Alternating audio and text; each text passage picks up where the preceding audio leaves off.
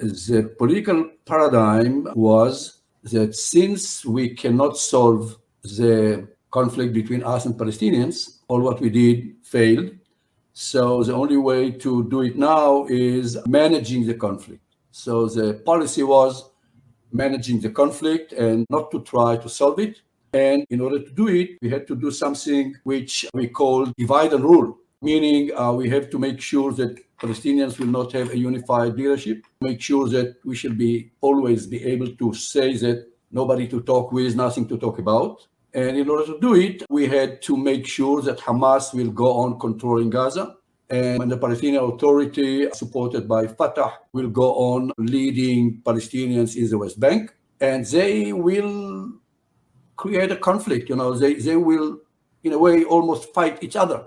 And in order to do it, we had to do all what we did, enhancing or assisting Hamas, transferring money, enabling people to work in Israel, etc., etc. And probably without our intention, we found ourselves strengthening Hamas and weakening Palestinian Authority. Once we did it, what we saw on the Palestinian street, that Hamas getting support, Palestinian support, because they became the only group or administration in the eyes of the Palestinians who fought against the Israeli occupation and in order to achieve Palestinian freedom. On the other hand, Fatah and Palestinian Authority were perceived by Israeli collaborators because until today, they refuse formally to use violence. Although they are very weak, they still are trying from time to time to fight Palestinian terror, especially in Jenin, Nablus, wherever they can. They cannot do much because, as I said, today, and this is a great change, big change from the 90s, between 70 to 80% of the Palestinians are supporting Hamas only because Hamas is perceived as the one who fight for its freedom. This paradigm led us to a kind of intelligence paradigm or understanding that Hamas is the third. Now, why Hamas is the third? By the way, I understand it. In order to agree or to accept this assumption, you make sure that you do not understand and you do not know what is Hamas all about. Because the way I see it, we Israelis are measuring hardware and they measure software, meaning what we measure after every round of violence or a military campaign, we measure their losses in human life, in military installations, and in military infrastructure. On the other hand, what they measure the support of the people, the support of the Palestinian street. This assumption that Hamas is the third was based on the idea that, yes, on the May 21, they suffered a huge loss and a huge military defeat. But on the other hand, we did not read the Halil Shkaki polls. And Halil Shkaki polls showed us a horrible picture in which it was the first time Hamas got more than 50% of the support of the Palestinian people, when Abu Mazen became between 20 to 25% of the Palestinians. So after every round of violence, after every military campaign, we say, okay, from now on, they are the third for several years, and they understand it as a huge victory. The new Middle East, presented by Biden several weeks before, from the Indian Ocean to the Mediterranean, without Palestinians. Palestinians were not mentioned. Now, if you ask me the way I understand Palestinians, we do not see, first of all, that they see themselves as a people, a nation, and second, they feel alone. They feel abandoned.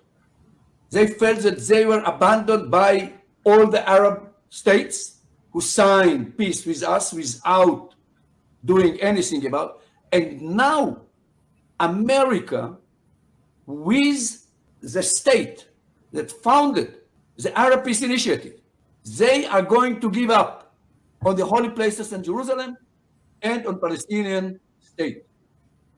This is exactly what they felt. I spoke with Halil, you mentioned him, 1 week later. And he said, Ami, you do not understand. They choose Samson option.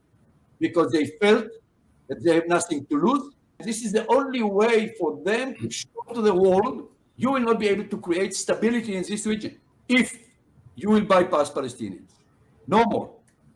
And the tragedy is that they succeeded.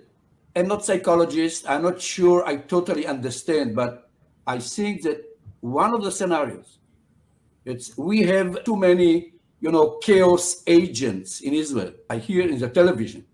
Some of them used to be my friends, and they explain me and us and all of us that our goal, not military, our political goal, should be to create a human disaster in Gaza, because from the chaos, we shall start again. This is exactly the theory of the most radical, fundamental Muslim organizations. This is exactly the theology and the strategy of ISIS and of Al-Qaeda. From the chaos, we shall survive. And I'm afraid that what Ephraim rightly said, all of us who studied something in any university understand that you cannot send youngsters to war without defining a political goal. A military goal is never the end goal. Military is a tool. War is not the objective. And political goal and the essence of victory. Victory is never measured in military terms. So when we say the day after, we are trying to define the concept, the idea of victory. And we are not doing it. It's a huge failure. Since today, it is not a wishful thinking of me and some other lunatics in Israel who really believe that two states can be the future reality, even if it will take 10 or 20 years, because it became a global issue. It's crazy to think that the only thing that all the global players agree is on the concept of two states. America, Europe, Russia, China, Arab Peace Initiative, all of them understand. So until today, it didn't matter because Palestinians did not exist. But now, when it is a regional conflict and will create instability everywhere in the Middle East and even will influence on, energy prices and the confrontation between China and America, I really hope that someone will put it on the table and will tell us exactly what is good for him and what is good for us. I do not give any present to anybody. This is the only way for Israel to be safer without losing our identity as a Jewish democratic state.